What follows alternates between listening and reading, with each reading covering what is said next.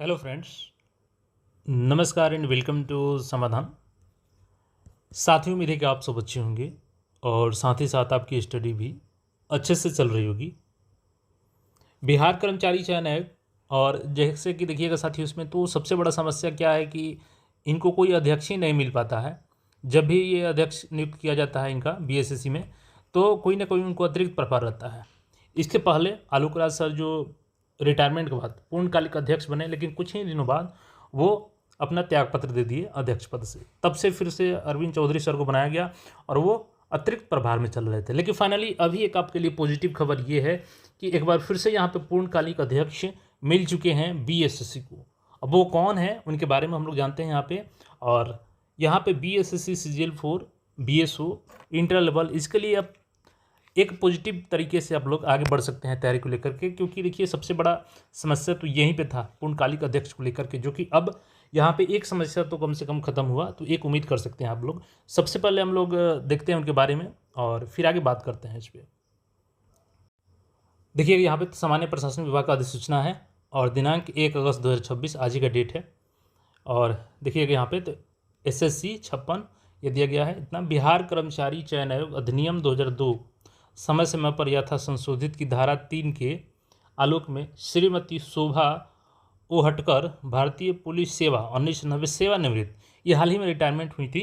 इनके बारे में अभी हम लोग समझेंगे कि क्या इनका कैसा कार्यकाल रहा है। को पदभार ग्रहण की तिथि से अगले आदेश तक अध्यक्ष बिहार कर्मचारी चयन आयोग पटना के पद पर नियुक्त किया जाता है। उपरोक्त व्यवस्था के आलोक में श्री अरविंद कुमार चौधरी भारतीय प्रशासनिक सेवा 1995 अपर मुख्य सचिव मंत्रिमंडल सचिवालय विभाग बिहार पटना अध्यक्ष बिहार कर्मचारी चयन आयोग के अतिरिक्त प्रभार से मुक्त हो जाएंगे। ये अतिरिक्त प्रभार में चल रहे थे बीएसएससी के, और यही कारण है कि बीएसएससी पे फोकस भी नहीं कर पा रहे थे लोग। जो भी काम हो रहा था वो केवल सचिव महोदय ही अपने स्तर से जो भी सूचना देना हो, टाल मटोल करना हो, टेंडर पे टेंडर निकालना हो, वो सारी चीज़ वो लोग कर रहे थे। तो फाइनली कम से कम यहाँ पे फिर से एक बार एक यहाँ पे पूर्णकालिक अध्यक्ष बीएसएससी को श्रीमती शोभा ओहटकर मैम मिली हैं।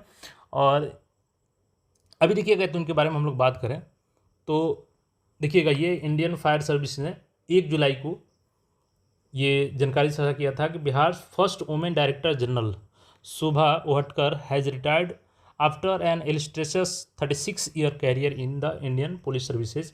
ए 1990 batch IPS officer, she retired on 13 June 2026। तो 30 जून 2026 को ये लोग रिटायर हो चुकी हैं as the director general cum commandant general of Bihar home guard and fire services, renowned for her fearless leadership and disciplined policing. She also served as Executive Director, Security, Air India and became the first woman Director General in Bihar Police history. तो ये इनका नाम ये भी history है। We salute the exemplary services, leadership and lasting contribution to policing, home guards and fire services, wishing her a healthy and fulfilling retired life. तो ये ma'am है और ये बीएसएससी के पूर्णकालिक अध्यक्ष अभी नियुक्त हुई हैं। चूँकि रिटायर्ड अधिकारी हैं, इनके पास कोई अतिरिक्त जिम्मा नहीं है, तो फुल फ्लेजेज में अब इनको बीएसएससी को मिल गया है, जैसे आलोक राज सर को मिला था। तो उन्होंने भी बोला था कि सारी एग्जाम प्रोसेस होगा, हालांकि कुछ ही दिनों में वो अपना त्यागपत्र दे दिए। अब कारण क्या रहा वो स्पष्ट नहीं मिल पाया किसी को जानकारी। और इनके बारे में जानिएगा थोड़ा सा, तो चूँकि इससे देखिए कहीं ना कहीं आपके एग्जाम से रिलेटेड है, तो जरूरी है इनके बारे में जानना।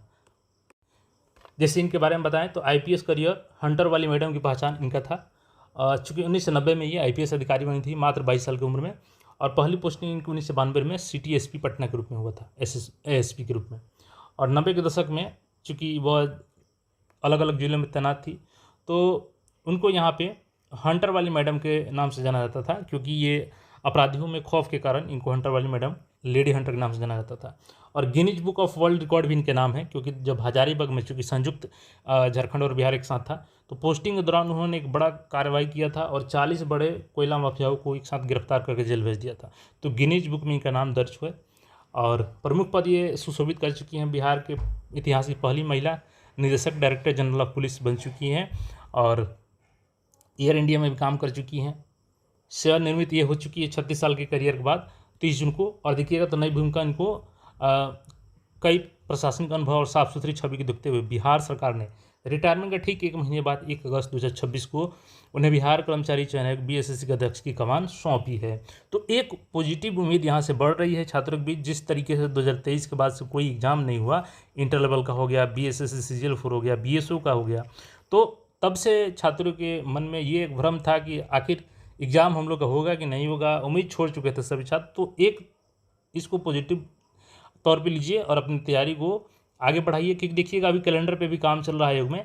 हालांकि अभी इसी बीच देखिएगा तो इन्होंने ऑनलाइन एग्जाम को लेकर के भी टेंडर जारी कर दिया। हालांकि मुझे नहीं लगता है कि इतना बड़ा स्तर पर ये ऑनलाइन एग्जाम कंडक्ट करा पाएंगे, क्योंकि 3 से 4 महीने लग जाएंगे केवल बीएसएससी इंटर लेवल प्रीलिम्स कराने में। बाकी देखिए, हो सकता है कि वो छात्रों को दिलासा देने के लिए हम काम कर रहे हैं इसलिए जारी करते हैं ताकि छात्र शांत रहें। लेकिन ये इसी बीच एक अच्छी खबर है कि कम से कम पूर्णकालिक अध्यक्ष बीएसएससी को फिर से मिल गया है। बस हम लोग यही उम्मीद करते हैं कि ये भी आलोक राज सर की तरह इनका भी इस्तीफा कहीं ना हो जाए। बाकी अगर इस्तीफा नहीं होता है तो उम्मीद आप लोग कर सकते हैं कि एग्ज़ाम के दिशा में एक नई पॉजिटिव खबर है और एग्ज़ाम के दिशा में आगे बीएसएससी जरूर बढ़ेगी। बाकी इस पर आपका जो भी राय है कमेंट करके बता सकते हैं और अपनी तैयारी को कंटिन्यूटी के साथ बनाए रखें। जल्दी हम लोग इसके साथ और भी जो पॉजिटिव न्यूज़ होगा आपके साथ साझा करेंगे। मिलते हैं फिर नए अपडेट में। चैनल को सब्सक्राइब करके जुड़े रहें। धन्यवाद।